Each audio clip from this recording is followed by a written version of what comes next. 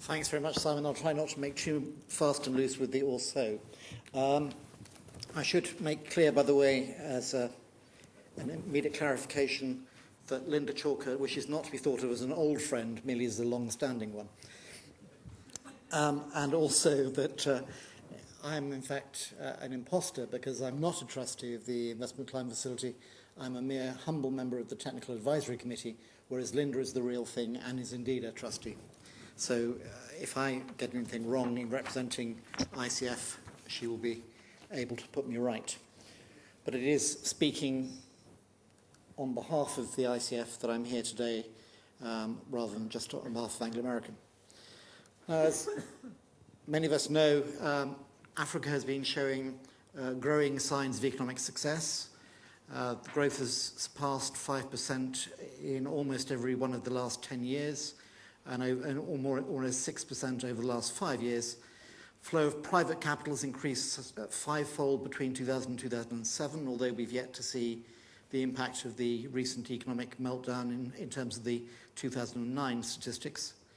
And for the first time since the late 80s, we've seen sub-Saharan Africa's share of global GDP move to a stratospheric 1.6% in 2007, but that's at least bigger than it was. And by and large, democracy and stability have increased, albeit there have been some worrying signs out of West Africa recently, and conflict and perceived political risk have declined.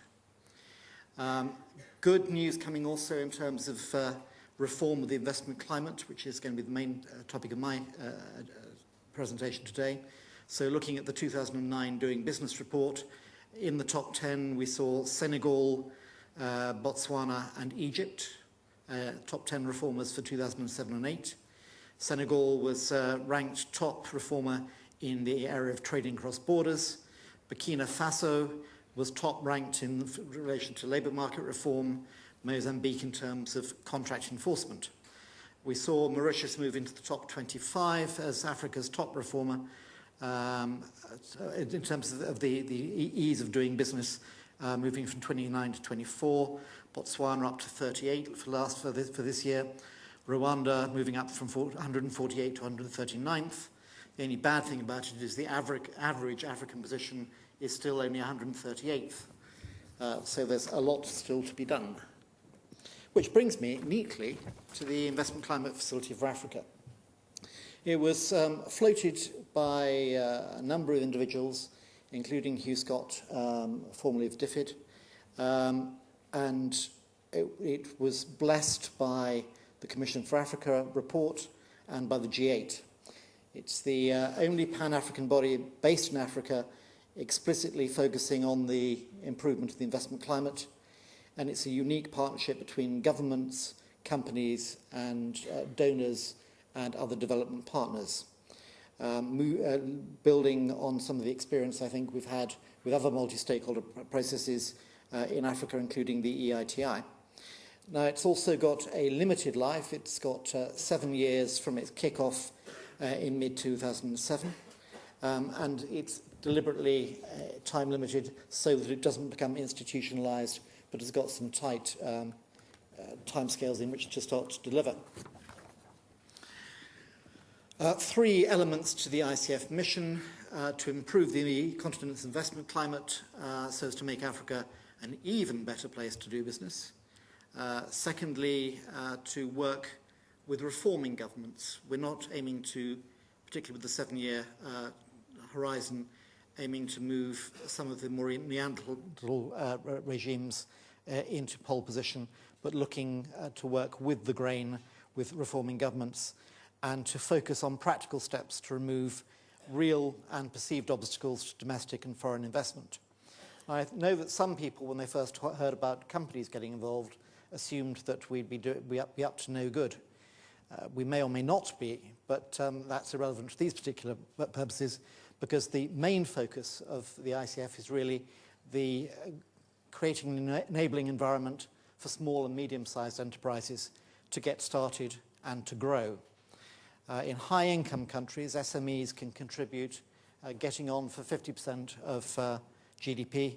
In some of the poorer countries of Africa, it's less than 10%. In many cases, in terms of looking at how you work with regulation, if you're a major multinational, you're big enough and ugly enough to look after yourself to an extent and find your way through the shoals. But if you're trying to get started and it takes you half a year of continuous effort, you probably decide to stay in the informal economy rather than going formal. And there are, in many countries, far too many disincentives to growth. So the money for ICF comes from both the development partners, in this case Norway, the Netherlands, Germany, Ireland, the United Kingdom, South Africa, the IFC and the African Development Bank, and indeed from 9 corporate investors, which is one of the things that makes it most special, including Anglo-American and Shell, who were the first to put up the money, but also Microsoft, Zain, Standard Bank, Sasol, Coca-Cola, SAB Miller, and in a slightly smaller way, Unilever. Each company putting in between 1 million and 2.5 million over a 5-year period. Now you might say, well, why have the companies got involved? I think the answer to that, at least from Anglo's point of view, is that we want to increase the linkages between our business into local economies. That means we need good investment climates that will help smaller businesses to become properly established. Not a lot of point in us having an enterprise development program if everything around us is likely to strangle them at birth.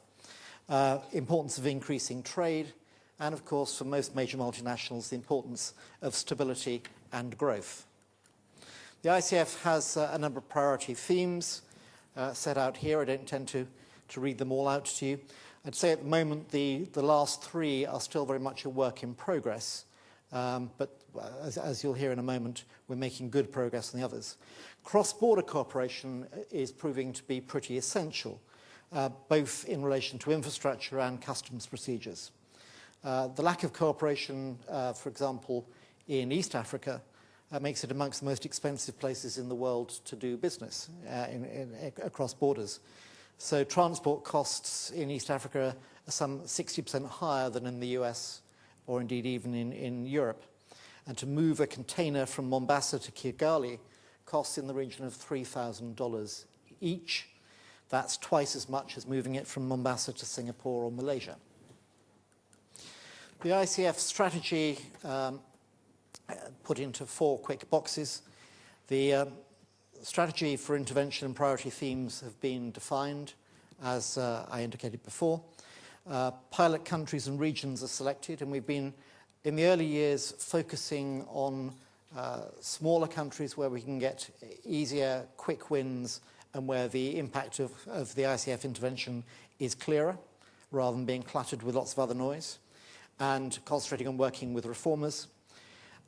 Implementing projects through task forces and partnerships where possible, and in particular trying to work on in using private sector techniques in being more proactive in identifying themes, sectors, partnerships to get things moving. And critically, and this is going to be really important for the next phase of the ICF's work, to scale up the knowledge that's captured from the successful projects. This is a quick summary of where the ICF currently has projects. It's essentially 2 years into its mandate, and it's got 21 country-based projects in 11 countries. I'm sorry it says 20 in 11, but Cape Verde has come into the picture since, and since the slide was done, 2 new projects have been approved. And as you'll see, assuming you can see at the back, if your long sight's good enough, judicial, commercial court reforms, dispute resolution accounts for 5 of the major projects, business registration for 3, land registration in 3 countries, customs and admin in 2 countries, plus a regional intervention in East Africa, VAT and tax admin in a further 3 countries, and also infrastructure and power.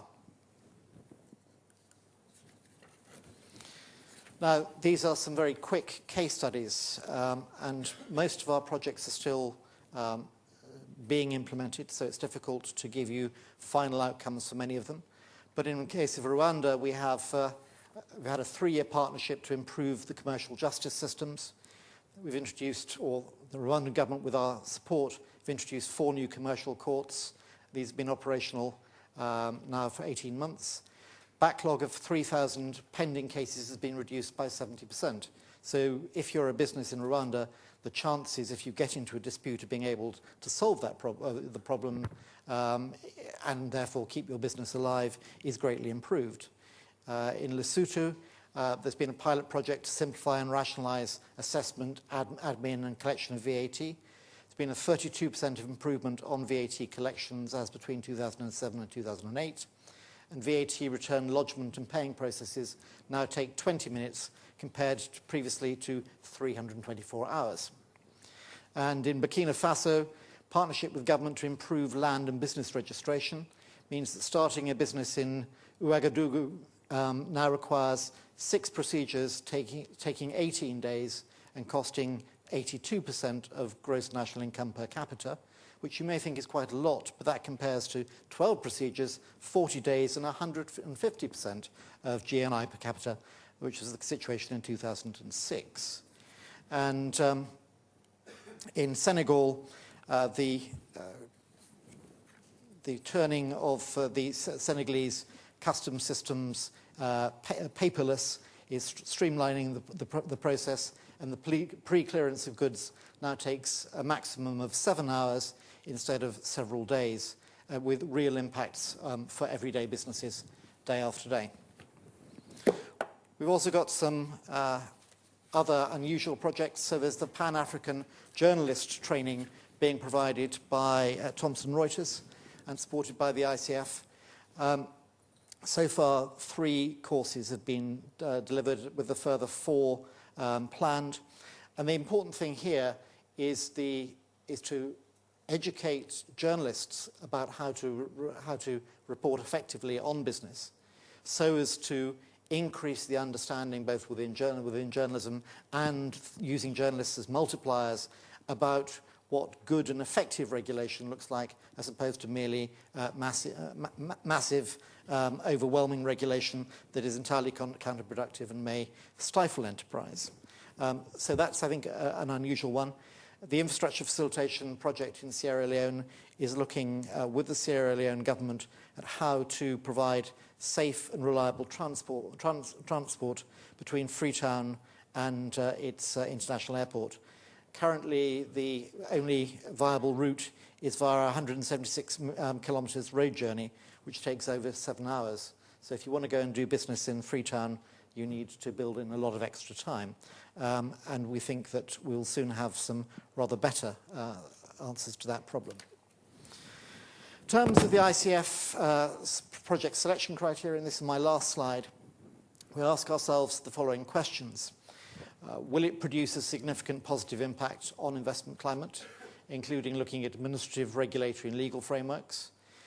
Does it respond to the ICF's identified themes and comparative strengths, and in particular the fact that the ICF can bring on board this relationship, this partnership between donors, governments and the private sector? Are government and local private sector involved, so it's not just a matter of a government coming to us and saying, can we have a grant for a particular long-standing priority, but actually is there private sector involvement in the process at grassroots level too? Does it reflect a broad range of interests? And does the ICF support complement existing programs and fill a gap? Now you may say, well, how's this all doing? And it is early days. Trying to get the facility up and running in a good tax regime for a start was something of a challenge. It's now resident in Dar es Salaam in Tanzania. We are about to open the tenders to carry out our first 2-year impact assessment. The next challenge, as I indicated, I think is scaling up and knowledge sharing and looking at how you get one government to understand the leverage that's been created through these sorts of interventions in other countries, and getting them to see the similarities as opposed to the need endlessly to reinvent wheels. And I think critically also, importance of moving more into some of the bigger countries where there can be bigger impacts in terms of number of people impacted.